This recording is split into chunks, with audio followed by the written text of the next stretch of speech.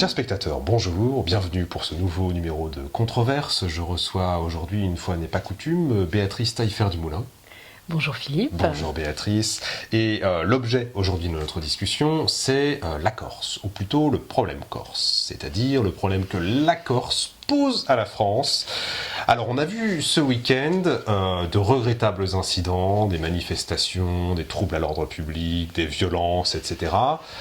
Se dérouler en Corse et révéler le double problème corse, j'allais le dire, un problème d'abord de racisme et d'autre part un problème arabe. Qu'en pensez Béatrice ? Alors, écoutez, qu'en pensez Philippe ? Eh bien, tout simplement, commencer par rappeler que les Corses, bien entendu, comme tant d'autres, finalement, ont de bonnes raisons d'être racistes. Alors, Je crois qu'il ne faut pas l'oublier. tout de même, nous sommes en état d'urgence, rappelons-le. Et il semble que les Corses soient les seuls à ne pas s'en rendre compte, les seuls à s'affranchir des dispositions de l'état d'urgence. Enfin, ils ont été agressés tout de même par des Arabes, Philippe. Certes, mais rappelons quand même plus généralement que les Corses sont partout en France. Ils envahissent toutes les administrations. Ils profitent de la France. Ils profitent depuis des milliers d'années maintenant de ce que la République a fait pour eux. Et il faudra un jour quand même pour eux se soumettre ou se démettre, n'est-ce pas ? Voilà, Philippe, comme vous y allez, je vous vois bien énervé tout à coup. Hein, que vous ont-ils fait finalement ces Corses ? Je crois que comme toute communauté, bien entendu, il faut rappeler qu'il y a des bons Corses et des mauvais Corses, et que les bons Corses ont participé à notre grande histoire française de manière non négligeable.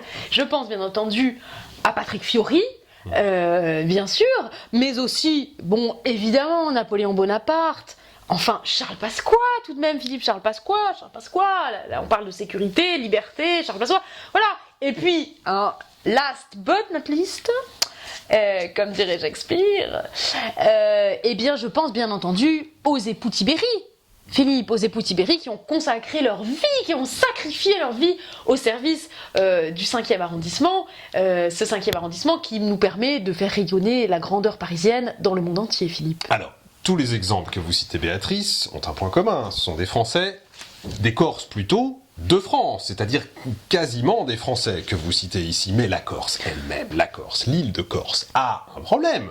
La Corse est devenue, disons le mot, un territoire perdu de la République, un territoire que la France, c'est-à-dire la métropole, n'a plus les moyens d'entretenir.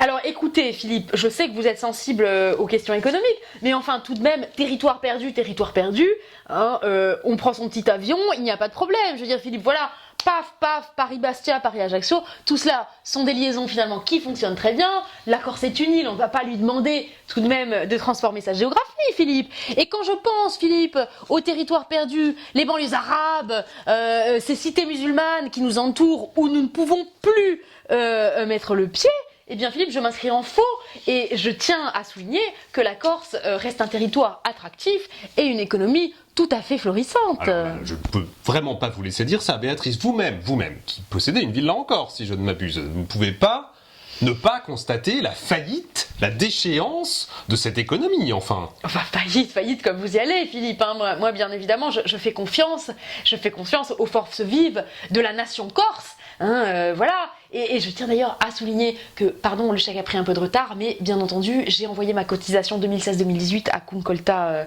Canal Historique. Voilà, donc tout ça c'est réglé. Alors écoutez Philippe, pour en revenir finalement au sujet, je crois que le sujet c'est la paix. Bien entendu, il faut maintenir la paix et il ne faut pas se tromper d'ennemis. Les Corses ne sont pas nos ennemis, Philippe. Alors, savoir vivre en paix, soit. Mais au bout d'un moment, ce sera, je le pense, en dehors de la République française. Et je vous appelle, Béatrice, à réfléchir à cette question, à cette proposition plutôt, que j'appellerais la proposition à la grecque.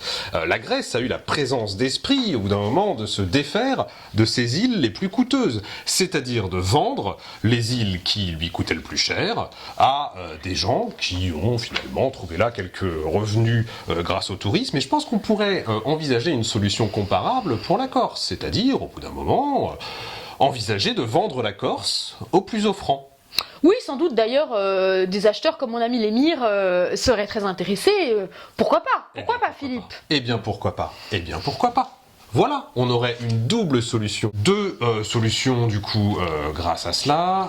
Ramener d'une part la paix civile, et par ailleurs, commencer à régler le problème de la dette publique qui grève notre économie en donc revendant une partie, quelques milliards de territoires, de bouts de Corse, là, à ceux qui voudraient bien l'acheter. Voilà. C'est sur cette conclusion que je vous propose de terminer cet entretien. Merci Béatrice pour votre contribution. Merci.